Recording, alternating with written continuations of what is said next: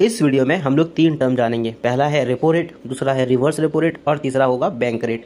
तो सबसे पहले बात करते हैं रेपो रेट के बारे में। तो रेपो रेट क्या होता है? मान लेते हैं कोई बैंक, कमर्शियल बैंक जो कि भारत में काम कर रहा हो, वो आरबीआई से पैसा उधार लेता है। अब आरबीआई से अगर पैसा उधार लेगा तो आरबीआई भी तो उस पर कुछ इंटरेस्ट डालेगी ना, मतलब कि आरबीआई भी तो कुछ पैसा कमाना चाहेगी, क्योंकि बैंक का तो मेनली काम ही होता है पैसा कमाना। तो आरबीआई जो इंटरेस्ट डालती है उन पैसों पर, जो कि कमर्शियल बैंक मतलब छोटा मोटा बैंक जो आरबीआई से पैसा लेता है, उसको हम लोग बोलते हैं रेपो रेट। अब रेपो रेट आरबीआई इसलिए भी चार्ज करता है क्योंकि इससे पता चलता है कि जो मतलब इंडिया कंट्री है, इकोनॉमी है, उसमें इन्फ्लेशन ज़्यादा ना हो जाए या कम ना हो जाए। इन्फ्लेशन का मतलब महंगाई।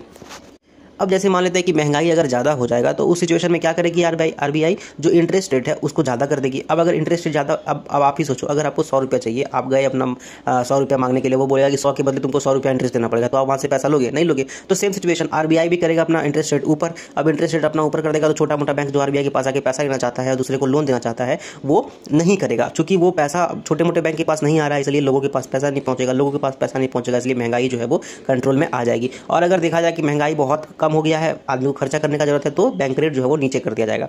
तो ये सिचुएशन बनता है। दूसरा आता है अपना रिवर्स रेपो रेट। तो रिवर्स रेपो रेट का नाम से समझ में आ रहा है कि रेपो रेट जो है उसका उल्टा, रिवर्स मतलब उल्टा कर दिया गया है।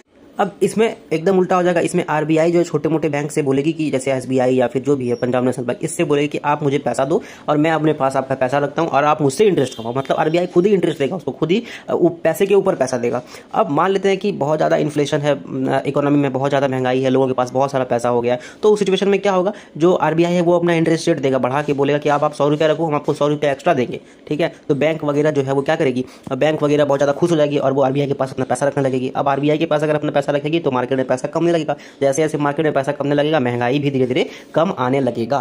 फिलहाल भारत का जो रेपो रेट है अभी, मतलब आरबीआई के द्वारा वो फिक्स किया जाता है, तो भारत का जो रेपो रेट है वो 4.40% है। मतलब 100 रुपया अगर आप अगर सरकार आरबीआई दे रही है छोटे मोटे बैंक को, तो उस पर 4 रुपया 40 पैसा एक्स्ट्रा लेगी। और रिवर्स रेपो रेट का अगर बात करें तो वो है 3.75%। अब मुझे आप कमेंट में ये बताओ कि क्या कभी भी रेपो रेट ज़्यादा हो सकता है रिवर्स रेपो रेट से? अगर हाँ तो कब हो सकता है, और अगर ना तो क्यों?